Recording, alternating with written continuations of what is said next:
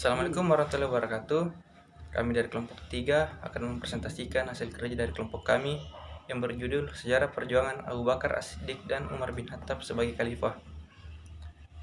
Sebelum memasuki materi, marilah kita panjatkan puji dan puji syukur atas kehadirat Allah Subhanahu wa taala.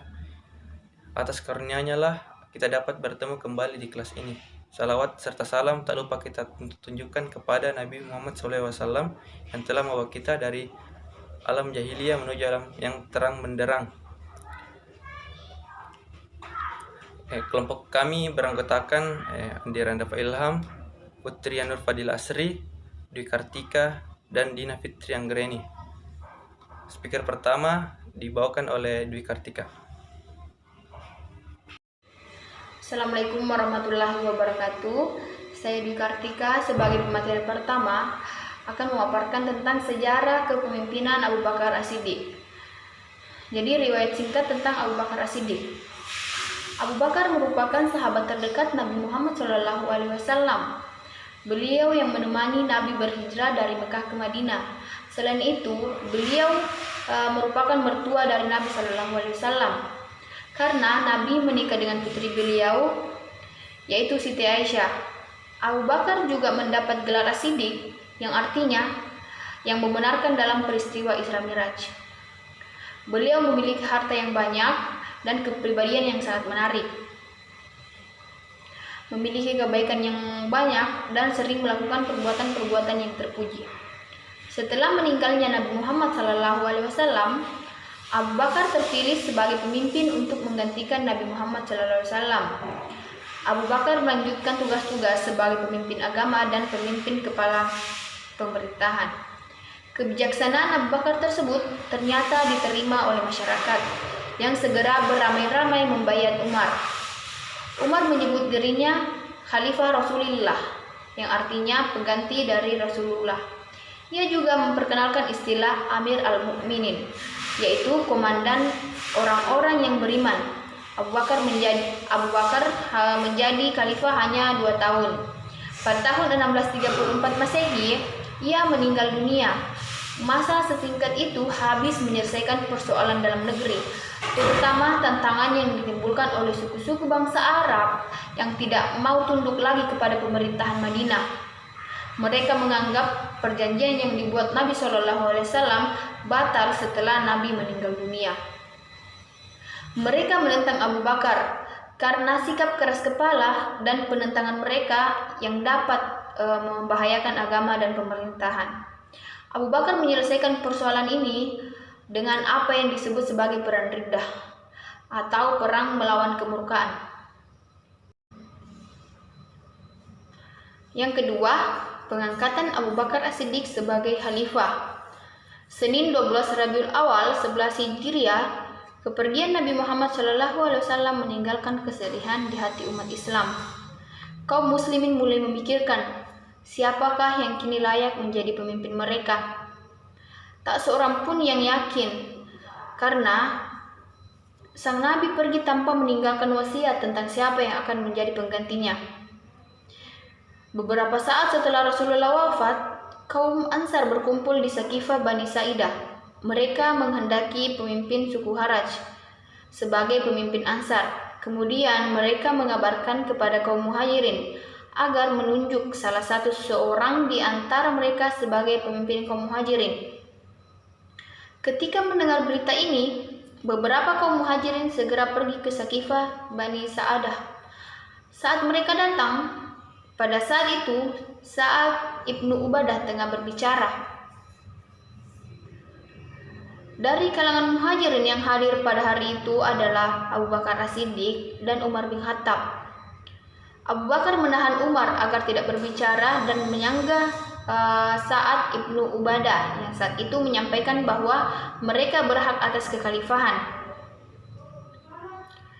Abu Bakar saat itu bangkit dan berkata dengan lembut dan santun, "Kebaikan yang kalian sebut tentang Ansar sama sekali tidak salah. Namun ketahuilah, kekhalifahan paling layak dipegang oleh seorang Quraisy yang mulia. Ia adalah seorang Arab yang mulia dari sisi keturunan dan keluarga. Sungguh aku ridha jika kekhalifahan dipegang oleh salah seorang dari kedua yang mulia. Berbaiatlah kepada salah seorang di antara keduanya. Abu Bakar memegang tangan Umar bin Khattab dan Abu Ubaid ibnu Al-Jarrah yang duduk di sampingnya. Umar berkata, sungguh aku menyukai ucapan Abu Bakar kecuali tentang diriku. Demi Allah, seandainya saat ini aku dibunuh dan mati, itu lebih kusukai dibanding harus memimpin suatu kaum yang di dalamnya ada Abu Bakar. Saat Ibnu Ubadah berkata, aku menyetujui ucapannya, namun lebih baik jika masing-masing kita memilih seorang pemimpin. Usulan ini disambut suara riuh hadirin. Di tengah keramaian itu, Umar bin Khattab berteriak lantang, "Hai Abu Bakar, bentangkan tanganmu." Umar langsung membayarnya. Orang-orang terdiam dan terkesima sekejap. Tindakan Umar itu langsung diikuti kaum muhajirin dan diikuti oleh pada kaum ansar. Abu Bakar menunduk dan berkata kepada Sa'ad ibnu Ubadah, "Engkau mengetahui bahwa Rasulullah bersabda, seandainya manusia menempuh jalan dan kaum ansar menempuh jalan yang lain, tentu aku akan menempuh jalan kaum ansar. Engkau juga tahu, wahai Sa'ad, bahwa Rasulullah bersabda, dan ketika itu engkau duduk. Quraisy adalah pemimpin umat ini. Orang baik adalah orang yang mengikuti orang terbaik di antaranya. Dan orang yang jahat adalah orang yang mengikuti orang terjahat di antara mereka."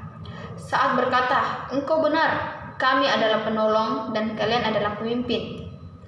Keesokan harinya, Abu Bakar dibayat oleh orang-orang di masjid. Kemudian setelah memuji Allah dan mengagungkan namanya, ia berkata, "Wahai manusia, aku dipilih sebagai pemimpin kalian, dan aku bukanlah yang terbaik di antara kalian. Jika aku berbuat baik, ikutilah aku. Jika berbuat buruk, luruskanlah aku. Kejujuran adalah amanat, dan kebohongan adalah khianat. Seorang yang lemah di antara kalian adalah orang yang kuat di sisiku hingga aku sampaikan kepadanya hak-haknya insya Allah. Dan orang-orang yang kuat di antara kalian adalah orang-orang lemah di sisiku hingga kurampas hak-haknya insya Allah. Tidaklah suatu kaum meninggalkan perjuangan di jalan Allah kecuali dia akan menghinakan mereka. Dan tidaklah kejahatan menyebar di tengah-tengah suatu kaum kecuali Allah menyamaratakan bencana kepadanya. Taatilah aku selama aku menaati Allah dan Rasul-Nya, berkenan dengan semua urusan kalian. Jika aku berkhianat kepada Allah dan Rasul-Nya, kalian tidak boleh menaatiku. Berdirilah untuk melaksanakan salat. Niscaya Allah mengasihani kalian." Terima kasih kepada Saudari Dwi Kartika yang telah membawakan materi pertama. Selanjutnya, materi kedua akan dibawakan oleh Saudari Fitria Nurfadil Asri. Kepada Fitria, dipersilakan. Baiklah, saya akan melanjutkan materi yang dibawakan oleh Dwi Kartika, yaitu Perang Ridha menghadapi 3 golongan pembangkang. Setelah suksesi Abu Bakar, masalah utama Islam adalah sebuah gerakan yang dikenal sebagai kemurtadan, yang mengancam persatuan dan stabilitas negara Islam. Masalah kemurtadan ini dapat dibagi ke dalam 3 kelompok, yaitu kelompok pertama, mereka yang mengklaim kenabian. Kelompok kedua, orang yang meninggalkan Islam dan kembali kepada keyakinan mereka yang lama di zaman jahiliyah. Kelompok ketiga, tidak mengakui pemerintahan Madinah, tetapi berkata bahwa mereka masih menerima Islam. Orang-orang ini tidak percaya pada pemerintahan Madinah karena menolak membayar zakat dengan alasan bahwa zakat adalah pemaksaan. Beberapa orang sahabat menasihati kepada Abu Bakar agar dia tidak memerangi orang yang tidak membayar zakat. Namun, disinilah keteguhan hati khalifah. Dia mengatakan dengan sesungguhnya, walaupun mereka enggan membayar seutas tali kecil yang telah pernah dibayarkan kepada Rasulullah dahulu, niscaya akan kuperangi juga mereka sekalipun aku akan binasa oleh karenanya. Berdasarkan hal ini, Abu Bakar menyalakan perang terhadap mereka yang dikenal dengan nama Perang Ridha. Untuk itu, Abu Bakar mengirim 11 pasukan perang dengan 11 daerah tujuan. Antara lain, pasukan Khalid bin Walid ditugaskan menundukkan Tulaila al-Asadi, pasukan Amir bin Ash ditugaskan di Kudla'ah, Suwaid bin Mukrin ditugaskan ke Yaman, dan Khalid bin Said ditugaskan ke Syam. Peristiwa sulit yang hebat ini diatasi Abu Bakar dengan kemauan dan perhatian keras membaca. Dengan cepat, disiapkannya 11 pasukan untuk menaklukkan kaum yang murtad itu. Masing-masing panglimanya diperintahkan menuju daerah yang telah ditentukan. Setahun lamanya, Abu Bakar dapat menundukkan kaum yang murtad itu, serta orang-orang yang mengaku menjadi nabi, serta orang-orang yang enggan membayar zakat, sehingga kalimat Tuhan menjulang tinggi. Dengan kemenangan kaum muslimin ini, kehormatan besar harus diberikan kepada Panglima Khalid bin Walid. Saifullah yang perkasa itu yang dijuluki sebagai pedang Allah. Setelah berhasil mengalahkan pasukan kaum murtad, pasukan muslim bergerak menuju Bahrain, Oman, dan Yaman. Serangkaian perang melawan kaum murtad atau perang Riddah dimenangkan oleh kaum muslimin. Adapun kemajuan Khalifah Abu Bakar, yaitu perbaikan sosial atau masyarakat. Ada 3, yang pertama, memerangi kaum murtad, yang kedua, mengatasi orang yang tidak mau bayar zakat, dan yang ketiga, memberantas nabi-nabi palsu. Di antara orang-orang yang mengaku sebagai nabi adalah 1. Aswad al-Ansi, 2. Musailama al-Kasab, ketiga, Saj'ah, dan keempat, Tulaila bin Khuwailid. Selanjutnya, perluasan dan pengembangan wilayah Islam. Yang pertama, perluasan ke wilayah Irak dan Persia, dipimpin oleh Khalid bin Walid. Yang kedua, perluasan ke wilayah Syriah, dipimpin oleh Usama bin Said. Yang ketiga, perluasan ke wilayah Palestina, dipimpin oleh Amir bin Ash. Yang keempat, perluasan ke wilayah Romah, dipimpin oleh Ubaidah bin Jarrah. Yang keempat, perluasan ke wilayah Damaskus, dipimpin oleh Yazid bin Muawiyah. Dan yang terakhir, perluasan ke wilayah Yordania, dipimpin oleh Surabin bin Hasanah. Dan prestasi Khalifah Abu Bakar. Yang pertama, mengumpulkan ayat-ayat Al-Quran. Dalam Perang Yamamah,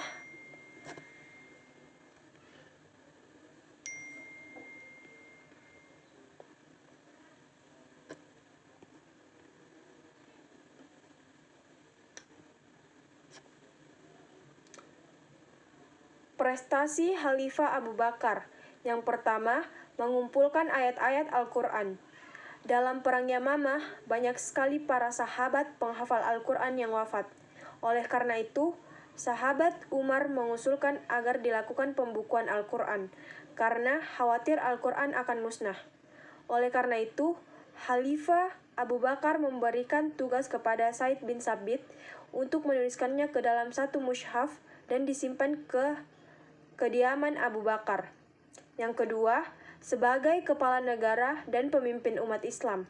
Dan yang ketiga, meningkatkan kesejahteraan umat, perbaikan sosial. Usaha untuk menciptakan stabilitas wilayah Islam dan berhasilnya mengamankan tanah Arab dari para penyelewangan, yaitu orang murtad, nabi palsu, dan orang yang enggan membayar zakat. Adapun usaha yang ditempuh untuk perluasan dan pengembangan wilayah Islam, Abu Bakar melakukan perluasan wilayah luar Jazirah Arab. Daerah yang dituju adalah Irak dan Syriah, yang berbatasan langsung dengan wilayah kekuasaan Islam. Selanjutnya, wafat Abu Bakar As-Siddiq. Khulafaur Rasyidin yang pertama ini wafat di Madinah pada 8 Jumadil, akhir tahun ke-13 Hijriah. Abu Bakar wafat setelah memimpin kaum muslim selama 2 tahun. Dalam buku berjudul Kisah Hidup Abu Bakar Al-Siddiq, Mustafa Murad disebutkan, Abu Bakar meninggal setelah sebelumnya jatuh sakit. Menurut sebuah riwayat, beliau sakit setelah memakan makanan yang mengandung racun. Baiklah, selanjutnya akan dilanjutkan oleh Dina Fitri Anggreni. Terima kasih kepada Saudari Putri Nur Fadil Asri yang telah membawakan materi kedua. Materi selanjutnya akan dibawakan oleh Saudari Dina Fitri Anggreni. Kepada Dina dipersilakan. Baiklah, saya akan melanjutkan materi dari Putria, yaitu sejarah kepemimpinan Umar bin Khattab. Riwayat singkat Umar bin Khattab. Umar bin Khattab, salah seorang sahabat Nabi Muhammad yang juga menjadi khalifah kedua 634 sampai 644 dari 4 khalifah Ar-Rasyidin, adalah seorang sahabat Rasul yang utama. Namanya harum dan melampaui lebih dari separuh samanya sendiri. Bahkan sampai kini, siapakah Umar bin Khattab? Ia memiliki nama lengkap Umar bin Khattab bin Nafial bin Abdul Uzza, terlahir di Mekah dari Bani Adi, salah satu rumpun suku Quraisy. Orang tuanya bernama Khattab bin Nawfal al-Mahzumi al-Quraisy dan Hantama binti Hashim. Keluarga Umar tergolong keluarga kelas menengah. Ia bisa membaca dan menulis. Pada masa membaca dan menulis merupakan sesuatu yang jarang. Umar juga dikenal karena fisiknya yang kuat, di mana ia menjadi juara gulat di Mekah. Sebelum Islam, identitas tradisi kaum jahiliyah saat itu, Umar mengubur putrinya hidup-hidup, seperti yang ia katakan sendiri. Aku menangis ketika getar kubur untuk putriku. Dia maju dan kemudian menyisir janggutku. Mabuk-mabukan juga merupakan hal yang umum dilakukan Umar sebelum menerapkan Islam. Umar suka meminum anggur. Setelah menjadi muslim, ia tidak memantau khamr sama sekali. Sehingga ada kisah, pada malam hari, Umar bermabuk-mabukan sampai subuh. Ketika waktu subuh tiba, beliau pergi ke masjid dan ditunjuk sebagai imam. Ketika membaca Al-Kafirun, karena ayat 3 dan 5 bunyinya sama, setelah membaca ayat ke-5, beliau ulang lagi ke ayat 4. Terus-menerus, akhirnya Allah menurunkan larangan bermabuk-mabukan yang tegas. Pengangkatan Umar bin Khattab sebagai khalifah. Pada hari Senin tanggal 21 Jumadil Akhir tahun 13 Hijriah atau 634 Masehi, Abu Bakar As-Siddiq wafat. Setelah itu dikuburkan pada malam itu juga.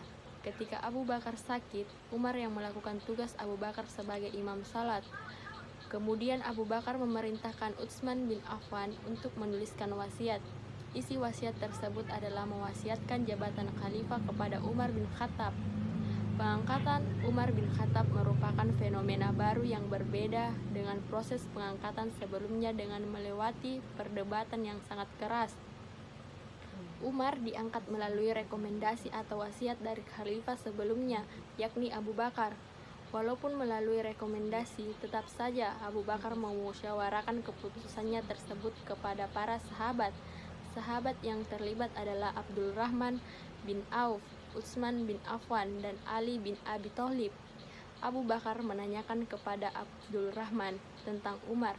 Menurut Abdul Rahman, Umar adalah orang yang mempunyai pandangan terbaik, namun Umar terlalu keras.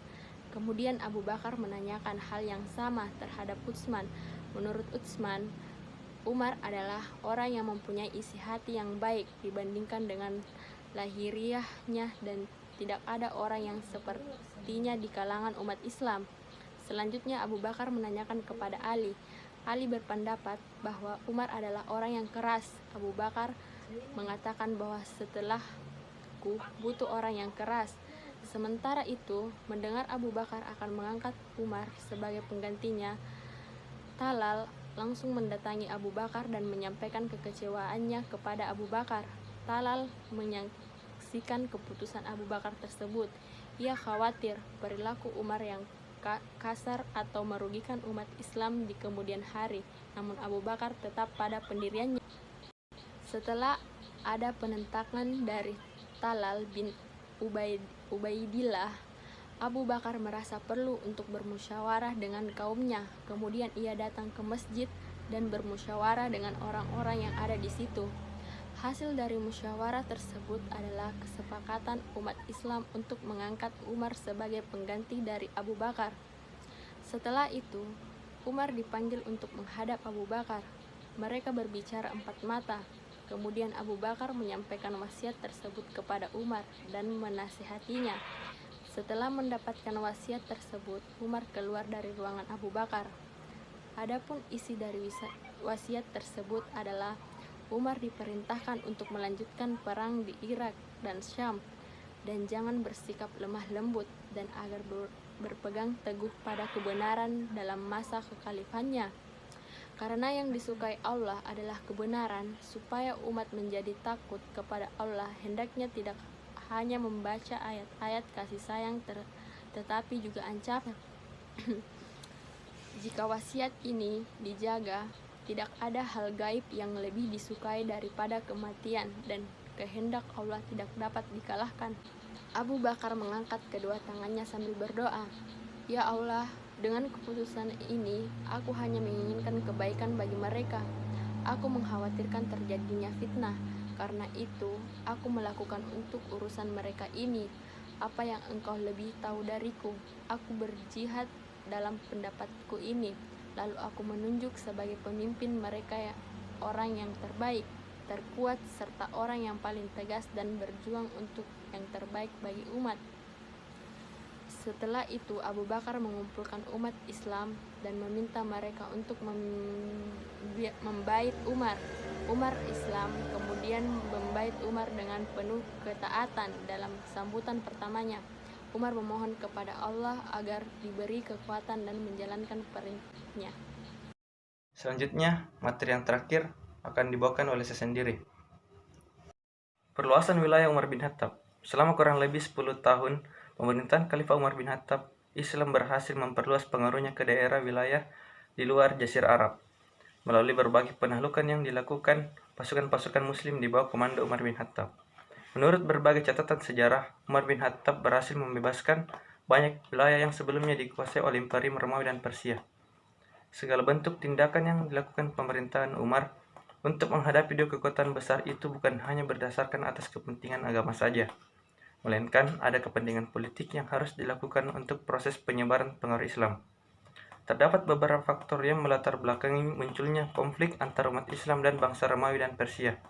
Yang pertama, bangsa Romawi dan Persia menunjukkan sikap tidak hormat terhadap niat baik umat Islam untuk menjalin sebuah hubungan kenegaraan. Yang kedua, ketika Islam berada keadaan lemah, Romawi dan Persia selalu berusaha menaklukkan wilayah-wilayah Islam melalui beberapa peperangan. Yang ketiga, bangsa Romawi dan Persia yang terkenal memiliki daerah yang subur tidak bersedia menjalin hubungan dagang dengan negara-negara Arab. Yang keempat, letak geografis Romawi dan Persia sangat strategis untuk kepentingan keamanan dan pertahanan umat Islam. Tindakan pertama yang dilakukan oleh Khalifah Umar ketika menghadapi kekuatan bangsa Romawi dan Persia adalah mengutus Sa'ad bin Waqqas untuk menaklukkan wilayah Persia dan menunjuk Abu Ubaidah bin Jarrah sebagai pengganti Khalid bin Walid untuk mengisi posisi panglima tertinggi pasukan muslim yang sedang menghadapi pasukan Romawi di Syria. Pasukan muslim yang dipimpin Sa'ad bin Abi Waqqas kemudian berangkat dari Madinah menuju Irak yang sedang dikuasai oleh bangsa Persia. Pasukan muslim saat itu berhasil menerobos masuk dan terjadi pertempuran yang sangat hebat. Pasukan Persia berhasil dipukul mundur oleh pasukan Islam yang dipimpin oleh Sa'ad bin Abi Waqqas pada 635 sebelum Masehi. Pada 637 Masehi, pasukan Persia melancarkan serangan di wilayah Jakila sebagai bentuk balasan dari kekalahan sebelumnya. Namun pasukan Persia tidak dapat menandingi kekuatan pasukan Muslim sehingga kembali terdesak, bahkan kota Hulwan yang berbasis kekuatan mereka dapat dikuasai pasukan Muslim. Pada 642 Masehi, terjadi pertempuran di wilayah Nahwan. Pasukan Persia kembali dapat dikalahkan dengan ditaklukkannya wilayah Nahwan. Maka seluruh wilayah kekuasaan bangsa Persia dapat dikuasai oleh umat Muslim yang berada di bawah pimpinan Khalifah Umar. Pada 635 Masehi, kota Damaskus yang menjadi salah satu pusat kekuatan Romawi di Syria berhasil jatuh ke tangan pasukan Muslim di bawah pimpinan Abu Ubaidah. Pasukan Romawi kemudian melancarkan serangan balasan dengan kekuatan yang sangat besar, namun tidak dapat mengalahkan pasukan Abu Ubaidah yang sangat baik mampu menahan serangan tersebut. Pada 642 Masehi, wilayah Mesir dapat dikuasai sepenuhnya oleh pasukan Muslim. Setelah Alexandria berhasil ditaklukkan, dengan demikian dua wilayah kekuatan besar yang berkuasa saat itu, yaitu Persia dan Romawi, dapat ditaklukkan oleh kekuatan pasukan Muslim pada masa kekhalifahan Umar bin Khattab. Hal tersebut sangat berpengaruh pada perkembangan Islam di masa selanjutnya. Materi selanjutnya itu wafatnya Umar bin Khattab. Umar bin Khattab wafat karena dibunuh oleh Abu Laklak atau Fairuz yang merupakan seorang budak fanatik pada saat Umar bin Khattab akan memimpin sholat subuh. Diketahui Fairuz adalah orang Persia yang masuk Islam setelah Persia ditaklukkan oleh Umar. Pembunuhan ini konon dilatar belakangi dendam Fairuz terhadap Umar bin Khattab. Fairuz merasa sakit hati atas kekalahan Persia pada masa saat itu merupakan negara adidaya. Umar bin Khattab wafat pada hari Rabu 25 Zulhijjah 23 Hijriah 644 Masehi. Setelah wafat, jabatan khalifah dipegang oleh Utsman bin Affan. Semasa Umar masih hidup, Umar meninggalkan wasiat yaitu, bila engkau menemukan celah pada seorang dan engkau hendak mencacinya, maka cacilah dirimu, karena celahmu lebih banyak darinya. Bila engkau hendak memusuhi seseorang, maka musuhilah perutmu dahulu, karena tiada musuh yang lebih berbahaya terhadapmu sebelum perut. Bila engkau hendak memuji seseorang, pujilah Allah, karena tiada seorang manusia lebih banyak dalam memberi kepadamu selain Allah.